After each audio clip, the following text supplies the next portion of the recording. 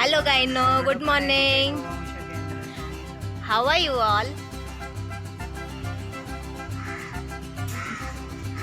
रवंथ, चला तुम्ही पण नष्ट करून घ्या. हाय हॅलो नमस्कार, मी श्वेता जोशी. श्वेता पण यूट्यूब चॅनलवर तुम्हा सर्वांचे खूप खूप स्वागत आहे. श्री स्वामींच्या कथामध्ये आता आपण अक्कलकोट दर्शनाच्या दुसऱ्या ठिकाणाची माहिती जाणून घेणार आहोत. ते आहे बाळप्पा मठ. चला तर मग जास्त वेळ न काढता माहितीला सुरुवात करूया. श्री दत्ताचे चौथे व पूर्ण अवतार समजले जाणारे अक्कलकोटचे श्री स्वामी समर्थ यांचे बाळप्पा महाराज हे निस्सिम भक्त होते. श्रीमंत सराफ बाळप्पा हे मूळचे कर्नाटकातील धारवाड जिल्ह्यातील यजुर्वेदी ब्राह्मण होते.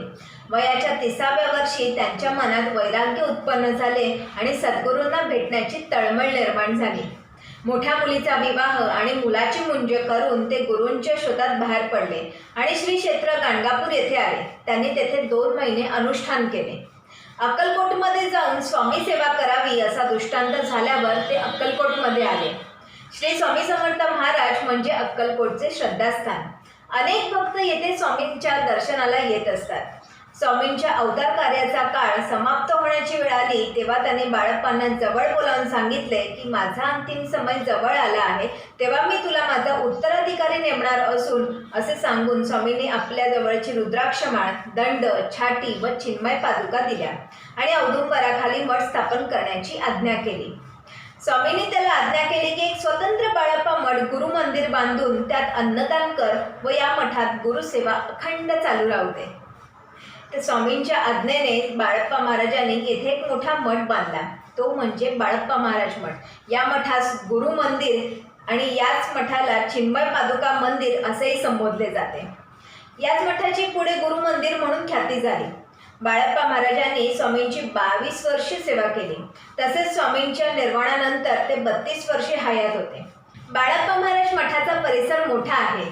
या मठाभोवती भव्य दगडी तटभिंती आहेत. या तटभिंतीत असलेल्या दुमजली प्रवेशद्वारातून मंदिराच्या प्रांगणात प्रवेश होतो. प्रवेशद्वाराच्या दोन्ही बाजूला स्तंभशाखा व वर महिरपी कमानी आहेत. प्रवेशद्वाराच्या ललाट बिंबावर गणपतीची मूर्ती व खालील बाजूस कीर्तिमुख आहे. प्रवेशद्वाराच्या वरच्या मजल्यावर नगारखाना आहे.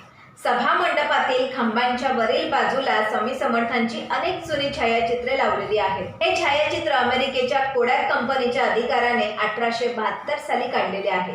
असे सांगितले जाते की सर्व शिष्यांसह स्वामी समर्थांचे टिपलेले ते एकमेव छायाचित्र आहे.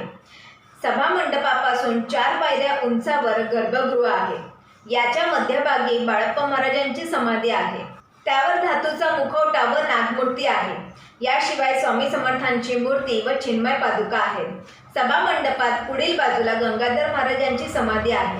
बाळप्पा महाराजांनंतर गंगाधर महाराज गादीवर आले.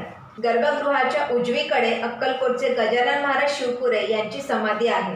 गंगाधर महाराजांच्या नंतर गजानन महाराज गादीवर आले होते. अशा या गुरु शिष्य परंपरेमुळे या मठाला गुरु मंदिर असे संबोधले जाते. या सभा मंडपात असलेल्या पलंगावर रात्रीच्या आरतीनंतर पांघरुण घालून स्वामींना निद्रिस्त केले जाते. या मठाच्या प्रांगणात राम मंदिर आहे. दररोज पहाटे 5 वाजता गुरु मंदिरात काकड आरती होते. संध्याकाळी 7 ते 8 या वेळात त्या ठिकाणी सायंकाळ आरती होते.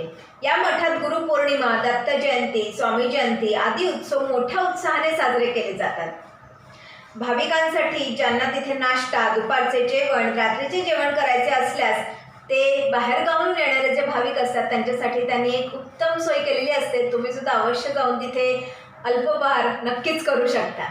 आणि आत्ताच्या काळात अलीकडे घडलेली एक घटना आहे ती म्हणजे 2017-18 मधली आहे. आणि अजूनही ज्या वेळेला तुम्ही अक्कलकोटला जाता आणि जेव्हा आजूबाजूची ठिकाणं तुम्ही फिरत असता त्यावेळेला तुम्ही बाळप्पा मठात गेला असाल तर तुम्हाला बाळप्पा मठात जसं तुम्ही आतमध्ये शिरता तर त्याच वेळेला तिकडची लोक सांगणारे असतात की या फरशीवर तुम्ही पाय ठेवू नका, इथे पाय ठेवू नका.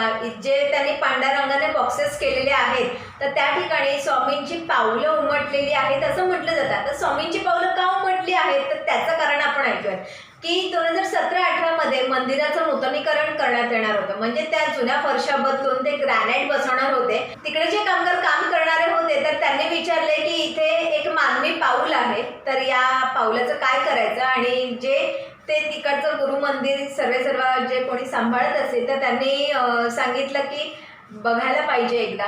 सो ते बघितल्यानंतर त्यांना असं कळलं की अरे या तर स्वामींची पावलं आहेत आणि स्वामींना बहुतेक ही इच्छा नसेल की हे सगळं बदलावं, नूतनीकरण करावं. सो ते त्यांनी तसंच फरशा ठेवल्या आणि तिथे त्यांनी ज्या चौकटीमध्ये स्वामींची पावलं उमटलेली होती तर त्या ठिकाणी त्यांनी पांढऱ्या रंगाने बॉक्सेस करून ठेवलेले आहेत. तुम्ही कधी गेलात बाळप्पा मठात तर नक्की त्या गुरु मंदिरात जाऊन स्वामींच्या मंदिरात बाजूलाच आहे, स्वामींचं मंदिर शेजारीच आहे, इथे बाळप्पा मठ आहे. सो नक्की दर्शन घ्या, नामस्मरण करत राहा. श्री स्वामी समर्थ. धन्यवाद.